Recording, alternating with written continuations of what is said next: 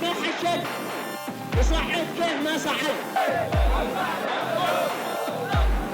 Amerika dan Israel kini berada di titik krusial ketika Amerika Serikat mulai memobilisasi pergerakan aset militernya ke kawasan Timur Tengah. Donald Trump pada dasarnya sedang menguji satu hal besar: seberapa kuat pengaruh Amerika di wilayah ini dan sejauh mana mereka benar-benar mampu melakukan intervensi. Yang mengejutkan, kebekuan aliansi di Timur Tengah yang telah bertahan selama puluhan tahun justru mencair pada momen genting ini. Sekutu lama Amerika, seperti Arab Saudi dan Uni Emirat Arab, secara tak terduga mengambil posisi yang berseberangan. Alih-alih mendukung Washington, mereka justru berpihak pada Iran dan secara terbuka mengecam langkah Trump. Di sisi lain, kelompok Houthi Yaman yang sebelumnya bermanuver agresif di Laut Merah mulai memberi sinyal baru.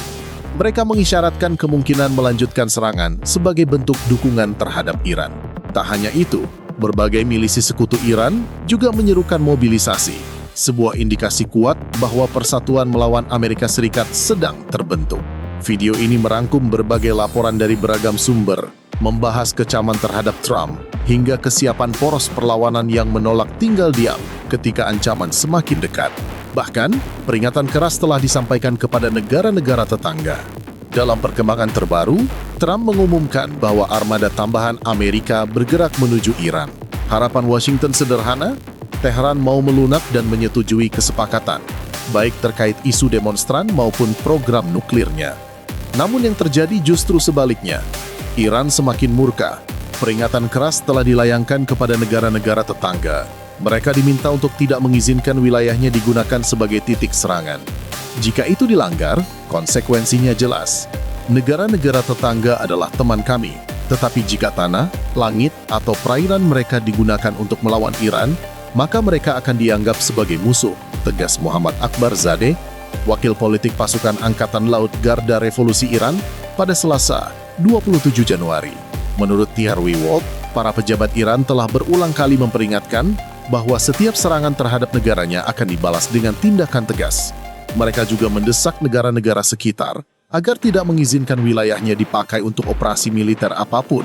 Karena itu, peringatan terbaru ini bukan sekadar pengingat, melainkan interupsi yang bersifat final. Sebelumnya, Iran telah menyuarakan keprihatinan atas kehadiran militer Amerika di kawasan. Berbagai media menyoroti kemungkinan respons balasan, termasuk ancaman merebut Selat Hormuz, jalur vital perdagangan energi global. Respons Arab Saudi menjadi salah satu kejutan terbesar. Komunikasi langsung antar dua pemimpin negara menunjukkan keberpihakan yang belum pernah terjadi sebelumnya. Presiden Iran, Masoud Pezeshkian, diketahui melakukan percakapan telepon dengan putra mahkota Mohammed bin Salman pada hari Selasa. Dalam pernyataan resmi, Riyadh menegaskan bahwa setiap agresi atau ancaman terhadap Iran dianggap tidak dapat diterima. Al Jazeera yang mengutip pernyataan dari kepresidenan Iran menyoroti ucapan MBS kepada Pezeshkian. Arab Saudi, katanya, siap bekerja sama dengan Iran dan negara-negara kawasan lain untuk membangun perdamaian serta keamanan yang berkelanjutan. Kantor berita resmi Saudi, SPA, juga mencatat bahwa MBS menegaskan Riyadh tidak akan mengizinkan wilayah udara maupun teritorialnya digunakan untuk aksi militer terhadap Tehran. Penolakan tegas Saudi dan komunikasi langsung dengan Iran menandai perubahan besar dari rivalitas panjang yang selama ini membekukan kawasan. Kebekuan puluhan tahun itu runtuh, dan keberpihakan Saudi kepada Iran seakan menulis ulang aturan main, sementara Washington harus menyaksikan pengaruhnya diuji secara langsung. Sikap serupa juga datang dari Uni Emirat Arab.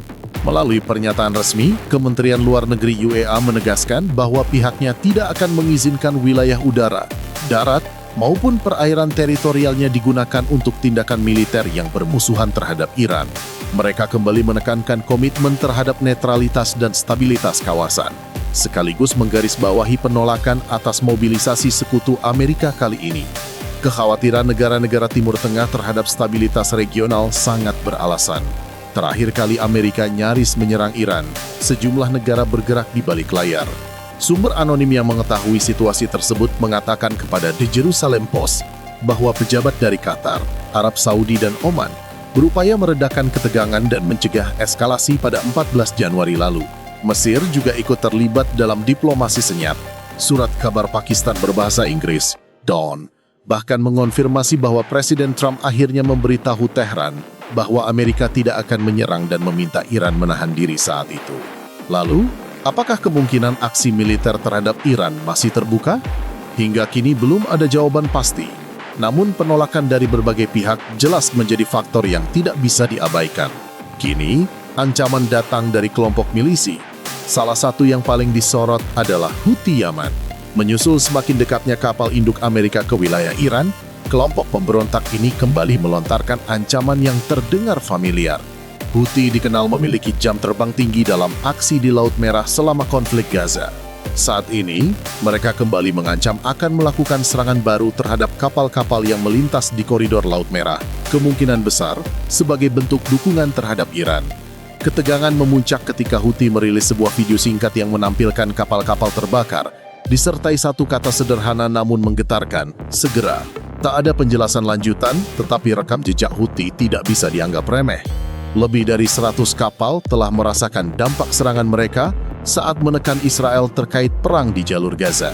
Memang, Houthi sempat menghentikan tembakan setelah gencatan senjata, namun mereka berkali-kali memperingatkan bahwa serangan bisa dilanjutkan kapan saja jika dianggap perlu.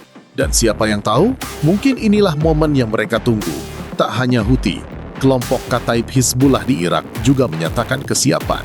Mereka menyerukan kepada para pendukung poros perlawanan untuk bersiap menghadapi konflik besar. Abu Hussein Al-Hamidawi, pemimpin kelompok tersebut, dalam pernyataannya pada Minggu, 25 Januari, menegaskan bahwa perang melawan Iran tidak akan mudah. Sebaliknya, kalian akan merasakan kematian paling pahit dan tidak akan ada yang tersisa dari kalian di wilayah kami, tegasnya.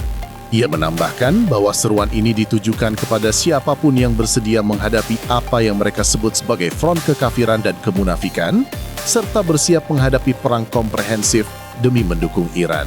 Sebagai catatan, poros perlawanan yang menjadi sekutu regional Iran memang tidak turun tangan saat Israel dan Amerika menyerang Iran pada Juni tahun lalu. Namun Al-Hamidawi menegaskan bahwa situasi kali ini berbeda. Ia menekankan perlunya dukungan penuh dari kekuatan poros perlawanan dengan cara apapun yang mereka mampu. Kataib Hizbullah sendiri merupakan salah satu kelompok terbesar dalam pasukan mobilisasi populer Irak yang dibentuk pada 2014 untuk menghentikan laju ISIS. Pertanyaannya kini, apakah dukungan negara-negara Timur Tengah akan benar-benar meredakan ketegangan? Ataukah justru agresivitas poros perlawanan akan mengubah arah konflik dan melahirkan pola kekerasan baru? Tulis pendapat kalian di kolom komentar.